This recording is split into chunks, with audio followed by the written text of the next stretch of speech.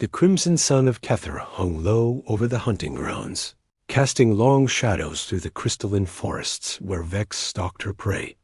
She moved with the fluid grace of her kind, each muscle coiled and ready. Her 4 arms spread wide to sense the electromagnetic pulses of any creature foolish enough to wander into her territory. For 17 cycles, no being had escaped her when she marked them for the hunt. Her obsidian claws scraped against the mineral deposits that formed the forest floor as she paused, mandibles clicking softly. The scent trail led deeper into the forbidden zone, where the skyships had fallen 3 moons past. The elders had warned against investigating the wreckage, but Vex had never been one to heed caution. The strange metal hulks represented new hunting grounds, new challenges, new prey. She found him near the largest vessel, its hull torn open like the shell of a harvest beetle. He was small by Ketheran standards, barely reaching her thorax, even when standing upright. 2 arms instead of 4. Skin that looked fragile as membrane paper. No natural weapons she could detect. Yet he had constructed a shelter from debris and started a chemical fire, demonstrating intelligence that made her pause. Vex approached with deliberate slowness, allowing her presence to be known. It was only sporting to let prey understand their fate. The creature turned to face her, and she saw his eyes widen with what she recognized as fear. Good. Fear made the hunt worthwhile. But then he did something unexpected. He raised his small hands, empty and unthreatening, and spoke. The sounds meant nothing to her, but his posture suggested parley rather than surrender. In all her hunts, no prey had ever attempted communication. They ran, they fought, they died. This one wanted to talk. Vex circled him slowly, studying his movements. He tracked her with those strange forward-facing eyes, maintaining a defensive stance without offering aggression. Her hunting instincts screamed to strike, to claim this exotic trophy, but curiosity held her back. She had never encountered a species quite like this before. The human, whose name was Marcus, though she would not learn this for some time, understood with perfect clarity that he faced certain death. The alien stood 3 meters tall, built like a nightmare fusion of insect and warrior, with claws that could certainly tear through his pressure suit without effort. But Marcus had survived worse.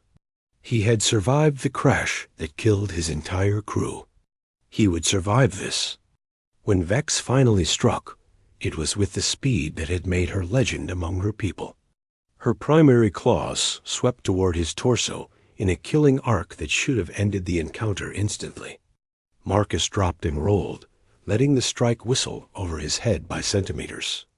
He came up running, ducking between the crystalline trees with the desperate agility of prey that refused to accept its role. The hunt was on. Vex felt the familiar surge of excitement that came with worthy prey. The small creature was fast, faster than anything his size had right to be. He used the terrain with impressive tactical awareness, putting obstacles between them, forcing her to adjust her pursuit angles. She followed, matching his movements, enjoying the challenge, even as she knew it could only end one way. Marcus led her on a chase through 2 kilometers of forest before she cornered him, against a cliff face where the crystal formations created a natural dead end. He turned to face her, chest heaving with exertion, and once again raised his empty hands. Once again tried to communicate. Vex struck. Marcus had grabbed a thick shard of crystal when she lunged. He drove it upward as her primary claws descended, catching her attack and redirecting it into the cliff face. The impact sent vibrations through the formation, and suddenly they were both dodging falling crystal fragments as a section of the cliff came loose. When the dust settled, Vex found herself trapped beneath a lattice of fallen crystal, pinned but not seriously injured. The human stood beyond her reach, bleeding from multiple cuts where crystal shards had found flesh. He should have run. Any sensible prey would have fled while the predator was helpless. Instead, he began clearing the debris. The action was so incomprehensible that Vex remained still, simply watching as the small creature worked to free his hunter. His movements were methodical, despite obvious exhaustion and injury. He spoke constantly in his alien language, maintaining what she slowly realized was a calming cadence. It took nearly an hour before she could move freely again. When she stood, Marcus backed away but did not run. He pointed to his shelter, then to her, then mimicked the act of eating. The meaning was clear enough. He was offering hospitality to the one who had hunted him. Vex had lived her entire life by the code of the hunt. Predator and prey. Hunter and hunted. The strong consumed the weak, and that was the natural order of existence. Nothing in her experience had prepared her for prey that showed mercy. She followed him to the shelter. The following days established a strange rhythm. Marcus worked on repairing a communications device salvaged from the wreckage. Vex watched and gradually began to assist, her superior strength useful for moving heavy components. He shared his limited food supplies, despite them being barely adequate for his own needs. She brought him native plants she knew to be nutritious, testing them first herself to ensure they would not poison him. They developed a rudimentary communication system using drawings in the mineral dust. She learned his name and taught him hers. He explained through careful illustration that more of his kind would come eventually, searching for survivors. She made him understand that her people would likely kill any outsiders who ventured into their territory. The pattern repeated 3 more times. Vex would feel the hunting instinct rise, would stalk Marcus through the forest, would close in for the kill. Each time he evaded her through some combination of cleverness and desperate courage. Each time she would corner him, and each time something would happen to interrupt the final strike. A sudden storm. A native predator that threatened them both. Once, Marcus stumbled and fell, lying helpless before her raised claws, and she simply could not complete the motion.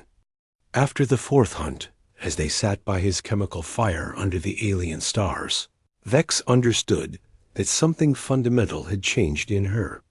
The hunting instinct remained as strong as ever, but it was no longer the only instinct that mattered.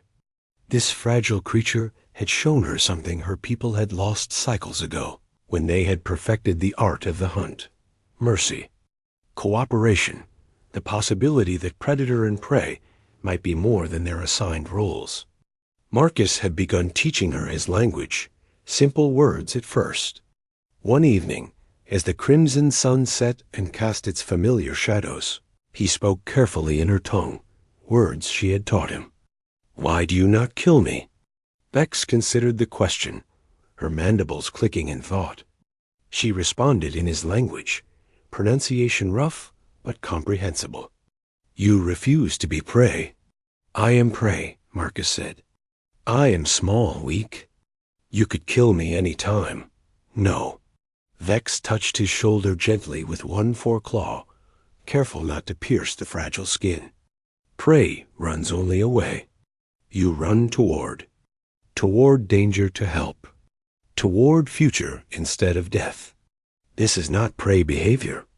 This is equal behavior." The communication device activated 3 days later, connecting with the human rescue ships already in orbit. Marcus spoke urgently with his people, and Vex heard the relief in their voices even through the electromagnetic distortion. They would send a shuttle at dawn.